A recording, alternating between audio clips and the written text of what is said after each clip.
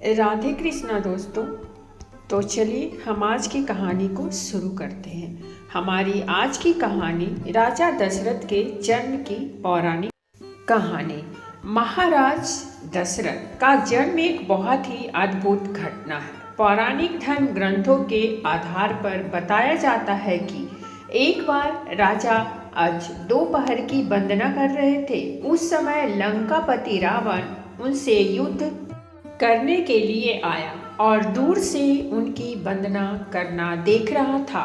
राजा अज ने भगवान शिव की वंदना की और जल आगे अर्पित करने की जगह पीछे फेंक दिया।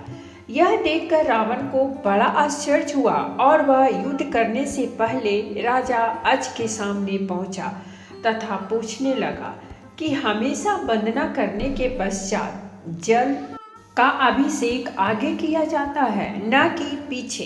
इसके पीछे क्या कारण है? राजा अज ने कहा, जब मैं आंखें बंद करके ध्यान मुद्रा में भगवान शिव की अर्चना कर रहा था, तभी मुझे यहाँ से एक योजना दूर जंगल में एक गाय घास चरती हुई दिखी और मैंने देखा कि एक सिंह उस पर आक्रमण करने वाला है। तभी मैंने गाय की रक्षा के लिए जल का अभिषेक पीछे की तरफ फेंका। रावण को यह बात सुनकर बड़ा ही आश्चर्य हुआ।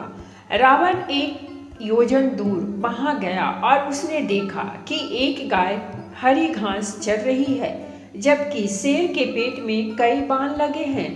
अब रावण को विश्वास हो गया कि जिस महापुरुष के जल से ही बाण बन जाते हैं और बिना किसी लक्ष्य साधन के लक्ष्य भेदन हो जाता है, ऐसे वीर पुरुष को जीतना बड़ा ही असंभव है और वह उनसे बिना युद्ध किए ही लंका लौट जाता है।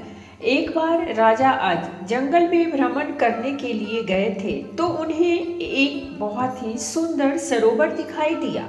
उस सरोवर में एक कमल का फूल था जो अति सुंदर प्रतीत हो रहा था।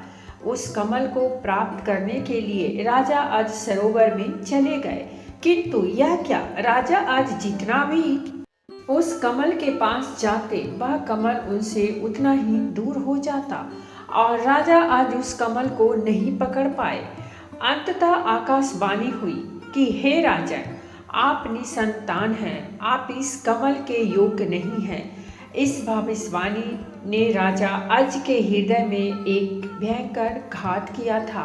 राजा अज अपने महल में लौट आए और चिंताग्रस्त रहने लगे क्योंकि उन्हें कोई संतान नहीं थी, जबकि वह भगवान शिव के परम भक्त थे। भगवान शिव ने उनकी इस चिंता को ध्यान में लिया और उन्होंने धर्मराज को बुलाया और कहा, तुम किसी ब्राह्मण को अयोध्या नगरी पहुंचाओ जिससे राजा अज को संतान की प्राप्ति के आसार हो। दूर पार एक गरीब ब्राह्मण और ब्राह्मणी सरजू नदी के किनारे कुटिया बनाकर रहते थे। एक दिन वे ब्राह्मण राजा अज के दरबार में गए और उनसे अपनी दुर्दशा का जिक्र कर भिक्षा मांगने लगे। राजा अज ने अपने खजाने में से उन्हें सोने की असरफियां देनी चाहिए, लेकिन ब्राह्मण नहीं कहते हुए मना कर दिया कि यह प्रजा का है, आप अपने पास जो है उसे दीजिए। तब राजा अज ने अपने गले का हार उतारा और ब्राह्मण को देने लगे, किंतु ब्राह्मण ने मना कर दिया कि यह भी प्रजा की ही संपत्ति है। इस प्रकार राजा अज को बड़ा दुख हुआ कि आज एक गरीब ब्राह्मण उनके दरबार से खाली हाथ जा रहा है। तब राजा आज शाम को एक मजदूर का वेश बनाते हैं और नगर में किसी काम के लिए निकल जाते हैं।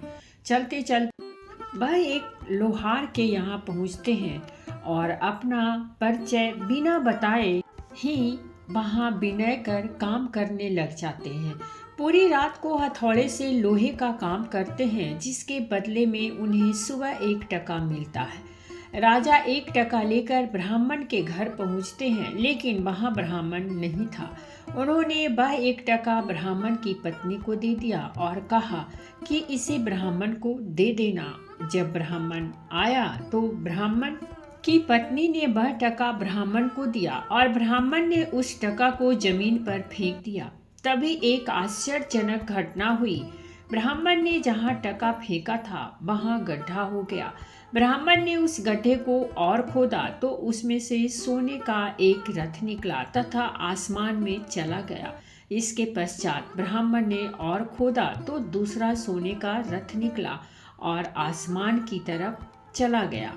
इसी प्रकार से 9 सोने के रथ निकले और आसमान की तरफ चले गए। और जब 10वां रथ निकला तो उस पर एक बालक था और वह रथ जमीन पर आकर ठहर गया। ब्राह्मण उस बालक को लेकर राजा अज के दरबार में पहुंचे और कहा, राजन, इस पुत्र को स्वीकार कीजिए। यह आपका ही पुत्र है जो 1 टका से उत्पन्न हुआ है। इसके साथ में सोने के 9 रथ निकले जो आसमान में चले गए, जबकि यह बालक 10वें रथ पर निकला, इसीलिए यह रथ तथा पुत्र आपका है। इस प्रकार से दशरथ जी का जन्म हुआ था।